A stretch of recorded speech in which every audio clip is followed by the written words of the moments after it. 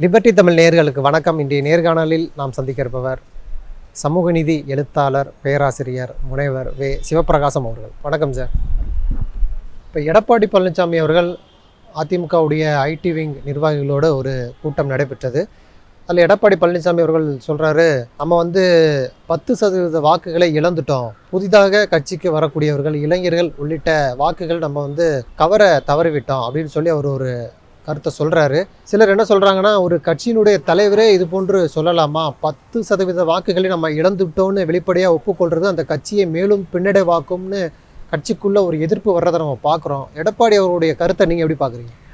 அவர் சொன்னது கரெக்டு தான். அவர் ஏன்னு கேட்டிங்கன்னா, இப்போதைக்கு நிரூபிக்கப்பட்டதில் டிஎம்கேக்கு அடுத்தது எதிர்கட்சியாக இருக்கிறது அதுதான். இப்போ அவர் என்ன, இப்போ சாதாரணமாக விமர்சனம் பல இது சொல்கிறது. இப்போ நம்ம கட்சி சார்பற்றவர்களும் பொதுவாக பேசுகிறோம். எம்ஜிஆர் இருக்கவர்களும் கலைஞர் வர முடியல, ஜெயலலிதா இருக்கும் போது வரல.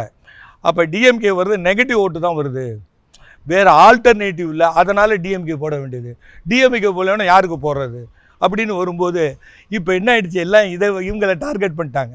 ஓபிஎஸ் தனியாக இருக்கார், சசிகலா தனியாக இருக்கார், டிடிவி தனியாக இருக்கிறாங்க, இபிஎஸ் தனியாக இருக்கார்.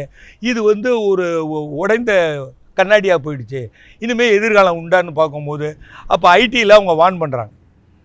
ஆக இருக்கிற யூத்தெல்லாம் இன்றைக்கி ஃபஸ்ட்டு 18 வயசு ஆனவங்க ஓட்டு போகிறதையெல்லாம் விஜய்கிட்ட போயிட்டாங்க. இப்போ அதிலே மாதிரி பார்த்திங்கன்னா எல்லா கட்சியிலும் உள்ள யூத்தெல்லாம் அங்கே போயிட்டுருக்கிறான். நீங்கள் மற்றவங்களாம் கட்சி அமைப்பு இருக்குது, நமக்கு கொள்கை இருக்குது, கொடி இருக்குது, தலைவர் இருக்குன்னு சொல்லுவாங்களோ, ஓட்டர்ஸ் எங்கன்னா அங்கே. அப்போ அந்த ஐடியில் இன்னொன்று என்ன தெரியுமா புள்ளி வரும், இன்றைக்கி இண்டுவில் க்ளீனாக கொடுத்துருக்கான். ஏடிஎம்கே கொடி இருக்குது, அஃபிஷியலாக இருக்குது, இன்னைக்கு பார்ட்டி இபிஎஸ் தான். அப்படிங்கும் போது 35 வயதுக்குள்ளே இருக்கிறவங்க இது 40% இருக்காங்க. மொத்த தமிழ்நாடு ஓட்டர்ஸில் இந்த யூத்து 39 நிறைவு ஆகாத இந்த யங்ஸ்டர்ஸ் 18லேருந்து உள்ளவங்க 40% இருக்காங்க.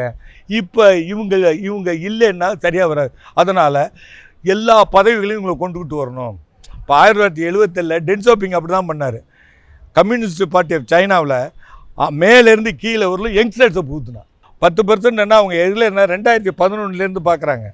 2011லேருந்து 16 ஸ்டேட் எலெக்ஷனு, 2021 இதெல்லாம் பார்த்திங்கன்னா படிப்படியாக 39.4 இருந்தது, அப்புறம் 42.8 வந்தது, 45 கூட போயிடுச்சு. அப்புறம் திடீர்னு என்ன ஆயிடுச்சு, அது 19க்கு வந்துடுச்சு. இப்போ 24 நடந்தது. அப்போ என்ன நினைக்கிறாங்கன்னா, மற்ற கட்சிக்கும் நமக்கும் முதல்ல 39 டிஎம்கே அப்படின்னா இவங்களுக்கு 34 35 3% டிஃப்ரென்ஸ் இருந்தது. இப்போ என்னாச்சு 45 25 20% போயிடுச்சு. அப்போ அதில் பாதாளத்துக்கு போயிட்டோம் ஏடிஎம்கே. இதை நம்மள்ட்ட இருந்த ஓட்டே வரல. இல்லை, அது இப்போ எடப்பாடியுடைய தலைமை பிடிக்காமல் இருக்கிறது காரணமா, இல்லைனா அதிமுக பல்வேறு பிரிவுகளாக இருக்கிறது காரணமா அந்த பிரிவு ஓட்டுடைய இழப்பு? அதில் அவங்கள்ட்ட ஒற்றுமையாக லீடர்ஷிப்பு கிரைசிஸ் தான், பிரிஞ்சு இருந்தது தான்.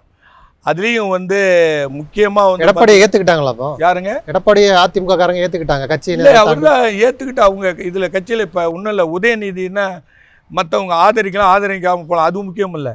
கட்சியில் ஏற்றுக்கிட்டாங்கல்ல. கட்சியில் ஏற்று யோகித்து அவர் கொண்டு வந்தாங்க.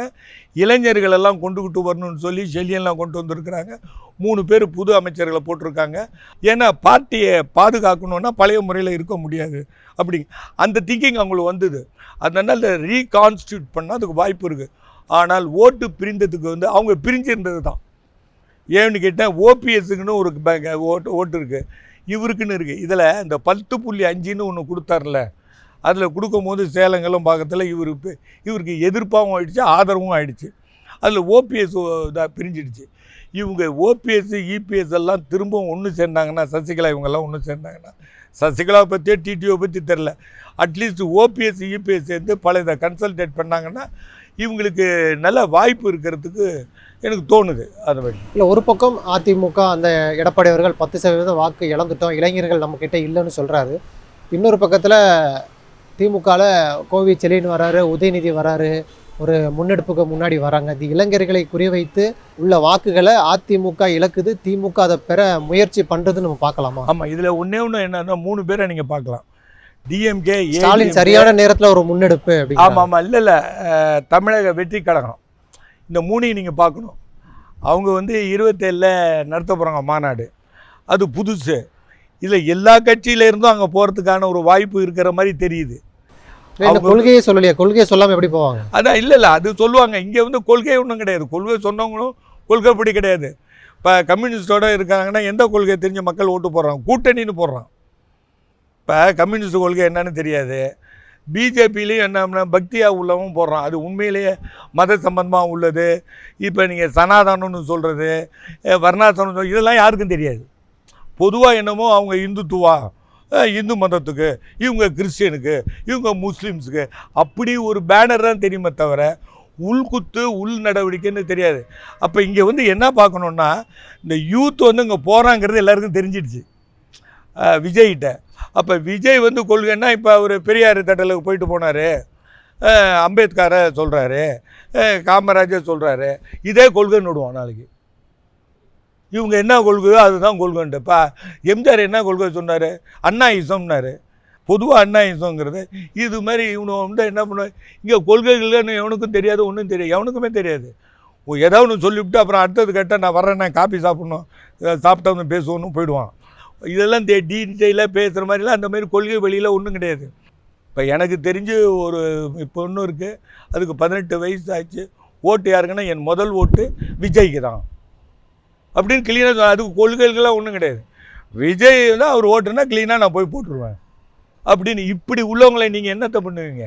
இப்போ அதனால தான் இப்போ அவசரப்பட்டு 26 தேர்தலுக்கு பிறகு கூட கொண்டுக்கிட்டு வரலான்னு இருந்த தளபதி அவர்கள் இவரை கொண்டுக்கிட்டு வந்துட்டுனா 1.5 வருஷம் தான் இருக்குது. 5 அந்த இடத்துல தான் அதிமுக தவறு இழைக்குது, திமுக அதை வந்து சரியான பாதையில் பயணிக்குதுன்னு பார்க்கலாமா? இல்லை, அப்படி ஒப்பிட்டு பார்க்க முடியாது. ஏன்னா அவங்களுக்கு இன்னும் டைம் இருக்குது, 1.5 வருஷம் இருக்குது. திமுகவை பொறுத்தவரைக்கும் ரெடி ஆகிடுச்சு. திமுக பொறுத்த வரைக்கும் என்ன ஆகிடுச்சு, முதல் ஐட்டம் வந்து அதிகாரம் படைத்தது இந்த கேபினெட்டு அமைச்சர்கள், அப்புறம் மாவட்ட கட்சி தலைவர்கள்லாம். அப்போ என்ன பண்ணிட்டாங்க, யூத்துங்கும் போது லீடர்ஷிப்புக்கு தரணும். இப்போ மனசில் வச்சு எதை வச்சு, விஜய் வச்சு அப்படி ஒரு யூத் லீடர். இவர் வந்து கலைஞர் மாதிரி உள்ளவர் தான் இவர். என்ன கேட்டிங்கன்னா, இப்போது உதயநிதியை பொறுத்த வரைக்கும் கலைஞர்கிட்ட உள்ள அந்த பொறி இருக்குது, அரசியல் பொறி இருக்குது. ரொம்ப ஆக்டிவாக பண்ணுறது, ரொம்ப இன்டெலிஜெண்ட்டாக இருக்கிறது. அப்படிங்கும் போது அவரை கொண்டு வந்துட்டாங்க. இப்போ அவர் நிச்சயம் வந்து முதல்வராகவோ துணை முதல்வரோ அதிகாரம் படைத்த ஒரு அமைச்சர். அதனால் யூத்தை இழுக்கிறது தான் இப்போ எங்களோட முதல் ப்ரோக்ராமு. 26ல் விஜய் எப்படி கவுண்டர் பண்ணுறது? ஏன்னு கேட்டிங்கன்னா, விஜயகாந்த் மாதிரி ஆகிடக்கூடாதுங்க. 2016ல் நடந்த தவறு நடந்துடக்கூடாது. கலைஞர் இருக்கும் போதே நடந்ததில்லை. அந்த மாதிரி ஓட்டு சிதறி நமக்கு தேவையான எம்எல்ஏ இல்லாமல் தனியாக ஆட்சி நிறுவ முடியாமல் போய்விடக்கூடாது என்பதற்கு ஒரு எச்சரிக்கையான முன்னெடுக்கை. அதனால் நீங்கள் வந்து இதில் இவங்க எப்படி ஆட் பண்ணுறாங்க, இப்போ விஜய்க்கும் ஒரு த்ரெட்டு, அதேமாரி இபிஎஸ்க்கும் ஒரு த்ரெட்டு. இதில் வந்து அவங்க 2 பேரில் யார் வந்து இவங்கக்கிட்ட பவர்ஃபுல்லாக வர்றாங்க அப்படின்ட்டு. ஆனால் போலரைஸ் ஆகும். நீங்கள் போன தேர்தலில் இருந்த 21ல் இருந்த மாதிரி இருக்காது அப்படிங்கிற நல்லா தெரியும். ஏன்னு கேட்டிங்கன்னா, அமெரிக்காவில் இருந்து வந்த பிறகு மிக சிறப்பாக இந்த பிரச்சனையெல்லாம் திருமா பிரச்சனையை ஒழிச்சு கட்டினார். அதேமாரி எல்லாத்துலேயும் பார்த்திங்கன்னா யார் யார் என்னென்ன கேட்குறாங்க அப்படிங்கிறதெல்லாம் வந்து அதேமாதிரி துரைமுருகன் பிரச்சனையும் தீர்த்து வச்சிருக்கிறாரு. அது எதுவாக இருந்தாலும் இன்றைக்கி வந்து ஒரு வெற்றிகரமான ஒரு அமைச்சரவையை அவர் வந்து செயல்படுத்திட்டார். அந்த வகையில் வந்து ஒரு கட்சி தலைவராகவும் மாநில முதல்வராகவும் பொருளாதார ரீதியிலையும் சமூக ரீதியிலும் எல்லாத்துலேயும் அவர் வந்து சிலம்பு விளையாண்டு வெற்றி பெற்றுட்டார். உச்சநீதிமன்றம் ஆந்திர முதல்வர் சந்திரபாபு நாயுடுக்கு எதிராக பல்வேறு கண்டனங்களை தெரிவிச்சிருக்கிறாங்க.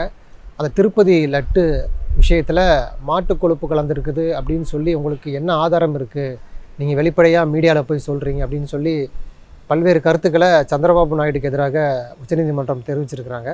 இந்த விஷயத்தை நீங்கள் எப்படி பார்க்குறீங்க? உச்சநீதிமன்றம் எதிர்த்து சொல்லிட்டாங்க அப்படிங்கிறது முக்கியம் இல்லை. அவங்க என்னென்னா, பக்தர்களுடைய உணர்வு இருக்குல்ல, அந்த ஆன்மீக உணர்வுக்கு அரசியல் வந்து கேடாக அமையக்கூடாது. அதனால் கடவுளை வந்து விவாத பொருளாக ஆக்காதீங்க, உங்கள் அரசியலுக்கு வந்து துணை கொள்ளாதீங்க அப்படிங்கிற சென்ஸில் தான் இவர் சொன்னது. ஏன்னா ஒரு சீஃப் மினிஸ்டரு, அது மட்டும் இல்லை, அந்த பரிசோதனை கூடத்தில் கன்ஃபார்ம் ஆகலை. It is yet to be confirmed. ஒரு பிலிமினரியில் அப்படி சொல்லியிருக்கிறாங்க. அது அது வந்து பெரிய விவாதமாயிடுச்சு. அது உலகம் முழுவதும் வருகின்ற ஒரு பக்தர்கள் கூடுகின்ற இடம் வந்து பாலாஜி டெம்பிள். அப்போ அது அருவருக்கத்தக்க 5 ஆண்டுகளாக நடக்குது. அதில் வந்து ஒய்எஸ்ஆர் பீரியட்லேருந்து ஜெகன்மோகன் ரெட்டி. அப்போ நானே ஒரு நேர்காணலில் நான் சொன்னேன், இது பேசிக்காக நாயுடு வர்சஸ் ரெட்டி அப்படிங்கிறது பொலிட்டிக்கலாக. அவர் ஆட்சியில் இருக்கும்போது இவரை ரொம்ப கீழ்த்தனமாக நடத்தி அவமானப்படுத்தி அசிங்கப்படுத்தி குடும்பத்தில் உள்ள பெண்கள்லாம் கொண்டு வந்து எல்லாமே சட்டமன்றத்தில் பேசுறதுக்கு படிக்கு பழி வாங்கணுங்கிற ஒரு ஆறாத வடு இவருக்கு புண்ணு அமைந்து விட்டது சந்திரபாபு நாயுடுக்கு. அதனால் அவர் இதை பயன்படுத்திக்கிறதுக்கு அவர் வந்து மிஸ்டைரக்டட்னு கூட சொல்லலாம். பிஜேபி பண்ணலாம் ஒரு மத அரசியலை. இப்போ சந்திரபாபு நாயுடு வந்து மத அரசியல் பண்ணாதவர் தானே, அவரையும் ஏன் திடீர்னு இந்த மத அரசியல் பண்ணுறாரு? இல்லை, இப்போ அவர் அங்கே அரசாங்கம் இருக்கிறது எல்லாம் கூட தனிப்பெரும் மெஜாரிட்டி இருந்தாலும் கூட அவர் வந்து பிஜேபியினுடைய சப்போர்ட்டில் இருக்கிறார். இப்போ நம்ம கூட சொல்லுவாங்க பட்ஜெட்டு கூட A to Z பட்ஜெட்டு எல்லாத்தையும் கொடுத்துருக்கு பேசியிருக்குன்னு சொன்னால் அதை நையாண்டிக்கு கிரிட்டிக்காக விமர்சனத்தை சொல்லுவாங்க. A to Bயோட முடிஞ்சிடுச்சு, ஆந்திர பிரதேசம் பீகாரோட முடிஞ்சிடுச்சு அப்படின்னு சொல்லி அவருக்கு ஸ்பெஷல் ஸ்டேட்டஸ் எல்லாம் வேணும்னு சொல்லி ஏகப்பட்ட காரிடார் வைசாக்லேருந்து சென்னை வரலாம் இந்த மாதிரி பல ஸ்கீம் எல்லாம் போட்டு 16,000 கோடி ரூபா கொடுத்து அவங்க செய்திருக்கிறாங்க. கம்யூனலிசங்கிறது இப்போ எல்லா பார்ட்டியும் வந்துடுச்சு. இங்கே மட்டும் இல்லை, இன்றைக்கி நடக்கிற லெபனான் இஸ்ரேலே கம்யூனலிசம் தான், ரிலிஜியன்ஸ் பாலிட்டிக்ஸ் தான். 2 பேரும் அவன் வந்து ஜுடாயிசம் அப்படிங்கிறான் இஸ்ரேலு, இவங்க இஸ்லாம்ங்கிறாங்க. அடிப்படை சண்டைக்கு கருவாக இருப்பது 2 நாடாக இருப்பது அந்த ஆட்சியினுடைய மதம் எது இருக்குது அப்படின்னா மதம் ரிலிஜன் தான் வந்துடுச்சு. அப்போ உலகம் முழுவதும் வந்துடுச்சு. ஆனால் இவங்க என்ன நினைக்கிறாங்க, இம்மீடியட்டாக டே டு டே லைஃப்பில் அன்றாட ஒரு வாழ்க்கையில் வழிபாட்டில் இதை கொண்டுக்கிட்டு வந்து இதுவும் அரசியல் தான். ஆனால் நீதிமன்றமே சொல்லிருச்சு இந்த மாதிரி கொழுப்புலாம் கலக்கலை, அதில் ஒரு கலப்படம் இருக்கு, ஆனால் அது மாட்டு கொழுப்புலாம் இல்லை அப்படின்னு எந்த ஆய்வுமே சொல்லலை அப்படின்னு சொல்லி நீதிமன்றமே சொல்லுது. ஆனாலும் இந்த பவன் கல்யாண் அவர்கள் வந்து இன்னைக்கு வந்து 11 நாள் அந்த தியானத்தை முடிச்சுட்டு திருப்பதிக்கு போகிறாரு அந்த தோஷத்தெல்லாம் கழிக்கிறதுக்கு. இதெல்லாம் எப்படி பார்க்குறீங்க? இப்போ நீங்கள் சந்திரபாபு நாயுடில் மத சம்மந்தமாக தூக்கிட்டு அலையிறது யாருன்னா பவன் கல்யாணி தான். அவன் தான் வந்து உள்ளே இருந்து உடன் இருந்தே கொள்ளும் வியாதியை அவன் தான் மதத்தை எல்லாம் பேசிகிட்டு இருக்கான். அவன் தான் மதவாதியாக அதை இதை ரொம்ப ஊதி பெருக்கிறவன் அவன் தான். அவன் சினிஃபீல்ட்லேருந்து வந்தான், அவனுக்கிட்ட எந்த தத்துவமும் கிடையாது. சந்திரபாபு நாயுடு செய்யலை. அவர் வந்து சொன்னதை தனக்கு வந்த தகவலை அவர் வெளியில் சொல்லிட்டார். அதில் ஒரு கட்டுப்பாடு இருந்திருக்கணும் அப்படிங்கிறதா சுப்ரீம் கோர்ட்டினுடைய ஒரு தாக்கியது. சுப்ரீம் கோர்ட்டு என்ன சொல்லிடுச்சு, அது வந்து இருக்குன்னு சொல்லலை, இல்லைன்னு சொல்ல, ஒரு டெஃபினிட் ரிசல்ட் இல்லை.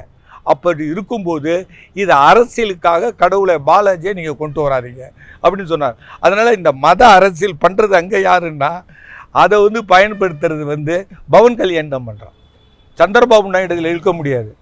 ஜெகன்மோகன் ரெட்டி கூட என்னன்னா ஒரு கிறிஸ்துவருங்கிற முறையில் வச்சுக்கிட்டு இதை யூட்டிலைஸ் பண்ணுறது, கேபிட்டலைஸ் பண்ணுறது, அடுத்தது ஒரு பொலிட்டிக்கல் மைலேஜ் வரணும்னு ஐடியா பண்ணி பொலிட்டிக்கலி மோட்டிவேட்டாக இருக்க பவன் கல்யாணி பண்ணுறான். அதான் பவன் சந்திரபாபு நாயுடு பண்ணல. அதான் ஒரு RSS அஜெண்டாவோட தான் பவன் கல்யாண் வந்து மூவ் பண்ணுறாரு. ஏன்னா பாஜகவுடைய பின்புலமாக அவர் செயல்படுறாருங்கிற ஒரு குற்றச்சாட்டு இருக்குது. உண்மைன்னு பார்க்குறீங்க? இவருக்கு மத ரீதியில் ஒரு ஈடுபாடு இருந்ததுனால தான் கூட்டணியில் கூட பிஜேபி கூட்டணி முதல்ல அவர் பிஜேபி கூட்டணிக்கு போகல. அவர் மோடி அவர்கள் வந்து இவரை நிந்தித்தார், சரியாக நேர்காணல் கொடுக்கல அப்படிங்கிறதெல்லாம் உண்டு வரலாறு. அப்படி இருந்து கூட இவர் சேர்ந்ததுக்கு காரணம் அந்த பிஜேபியை தவிர வேறு ஆள் இல்லை. இவர் காங்கிரஸோடையும் சேர முடியல. அதனால் சந்திரபாபு நாயுடு வந்து கூட்டணினா அது கம்யூனல் பார்ட்டி தான். இப்போ நம்ம 3 சீன்னு சொல்லுவோம். ஏன்னா கம்யூனலைசேஷன், சென்ட்ரலைசேஷன், கார்பரேட்டைசேஷன் அப்படின்னு தான் பிஜேபிக்கு சொல்கிறது. அதனால் இது எல்லாருக்கும் தெரிஞ்சது. அவங்க அஜெண்டாவே இந்துத்துவா தான். அதனால் கம்யூனல் வந்து வேண்டான்னு அவர் சொல்கிறதுனா அது ஒரு பாலிடிக்ஸ். ஆனால் இது ஒரு பெரிய பின்னடைவு தானே. ஏன்னா ஒரு விஷயம் சொல்லி அதை நீதிமன்றம் மறுத்து இதெல்லாம் சந்திரபாபு நாயுடுக்கு ஒரு பெரிய பின்னடைவாக. யாருக்கு பின்னடைவு? சந்திரபாபு நாயுடுக்கு. அவருடைய இமேஜ் வராது. அது வந்து மறந்து விடுவாங்க மக்கள். ஏன்னு கேட்டிங்கன்னா சுப்ரீம் கோர்ட் வந்து சமாதானம் பண்ணிடுச்சு. இது இருக்குது அப்படின்னு அது வந்து வளர்ந்தாதான் அப்படியே தவிர இன்றைக்கி அது முடிஞ்சு போச்சு. அது மட்டும் இல்லை, அந்த தீட்டு அந்த தோஷம் நிவரிக்கப்பட்டதுன்னு சொல்லி லட்டு மேலேயே கோமியம்லாம் தெளித்து அதை போக்கிட்டாங்க. எப்போவுமே மத விவகாரங்களில் தலையிடக்கூடிய மோடி இந்த விஷயம் குறித்து ஒரு வார்த்தை கூட பேசலையே, அதுவும் ஒரு சந்தேகத்தை எழுப்புது. அப்படி இல்லை, அவர் பேசுனா மதத்தை சம்மந்தமாக தான் பேசணும். இப்போ சுப்ரீம் கோர்ட்டு நடுநிலைமை பேசிடுச்சு. அப்படி பேசும்போது தாம் பேச வேண்டாங்கிறது அவருடைய எண்ணம். அவர் மதவாதிங்கிறத விநாயகர் சதுர்த்தி அப்போ சந்திரசூடு அழைத்ததுக்கு போயிட்டு வந்தப்போ மத சார்பு இல்லை, மத சார்புங்கிறத அதை காட்டிட்டாரு. ஆனால் இந்த விஷயம் திருப்பதி லட்டு விஷயத்தில் மோடி கருத்தே சொல்லாதது ஒரு சந்தேகமாக இருக்குது அப்படி இல்லை. அவரு நீங்கள் சந்தேகம் அப்படி இல்லை, இது வந்து ரீஜனல் பாலிடிக்ஸ் மாறிடுச்சு. ஆல் இண்டியா பாலிடிக்ஸில் அவருங்க இருக்கிறாங்க. இன்னும் அடுத்தது வந்து இந்த இதில் முக்கியமாக வக்ஃப் பிரச்சனையெல்லாம் இருக்குது பார்லிமெண்ட்டில். அதெல்லாம் மத சம்பந்தமானது தான். யூனிஃபார்ம் சிவில் கோடுன்னு ஒன்று இருக்குது. இப்போ வக்ஃபே வந்து பார்லிமெண்ட்டு கமிட்டியில் இருக்குது. அப்போ அவர் அதிலே இருக்கிறாரு. அதில் இது சேர்த்துக்கோன்னா இங்கே தான் வந்து பவன் கல்யாண் நடத்துகிறாரு. பவன் கல்யாண் வந்து பிஜேபியினுடைய ஆளுங்கிற மாதிரி தான் நம்ம எடுத்துக்கணும். சந்திரபாபு நாயுடு எடுத்துக்க முடியாது. அவர் வந்து ஜெகன்மோகன் ரெட்டிகிட்ட ரைவலாக இருக்கிறாரு. மத ரீதியில் வரும்போது அதுக்கு வந்து ஊதி பெருக்கிறது, தீ மூட்டுறதுங்கிற வேலை பவன் கல்யாண் பண்ணிக்கிட்டு இருக்காரு. அதனால் அவங்க டைரெக்டாக இல்லைனாலும் கூட பவன் கல்யாண் மூலமாக செயல்படுறாங்க. ஏன்னா அவருக்கு வந்து மத்தியிலேருந்து அவருக்கு வந்து இது மாதிரியெல்லாம் இன்ஸ்ட்ரக்ஷன் கொடுக்கலன்னா அது நடக்கிறது வாய்ப்பு இல்லை. இது இதோட விட்டுடு போயிடு அப்படின்னு சொன்னால் விட்டுடலாம். அதனால் இதை வந்து அரசியலை மாற்றிட்டாங்க. இப்போ லட்டு வந்து சென்டர் ஆஃப் பாலிடிக்ஸ் ஆகிடுச்சு. அப்படிங்கும் போது சுப்ரீம் கோர்ட்டு தீர்ப்பு கொடுத்து அதில் ஒன்றும் இல்லை, அது வந்து ப்ரூஃப் இல்லைன்னு அதோட முடிச்சு வச்சுட்டாங்க அவங்க. அதனால் நீங்கள் சென்ட்ரலில் இவர் பேசலைன்னா பவன் கல்யாண் பேசுகிறது ஒன்று தான். ஏன்னா இது ஒரு சின்ன இது ஸ்டேட் பாலிடிக்ஸில் ஒரு உண்மையிலே ஒரு ஸ்ட்ரெயின். எப்படி வந்து அங்கே வந்து மற்ற கோயில்கள்லாம் நம்ம சொல்கிறோமோ அந்த மாதிரி தான் பாலாஜி ஒரு டெம்பிள். அப்படிங்கும் போது இது மத சம்பந்தமானதுன்னு வந்துடுச்சு. ஆனால் தேர்தல் பேச தான் செய்வாங்க. நன்றி சார், நிறைய நல்ல தகவல்களை நேயர்களுக்கு சொல்லியிருக்கீங்க. உங்களுடைய நேரத்துக்கு மிக்க நன்றி. வாய்ப்புக்கு நன்றி.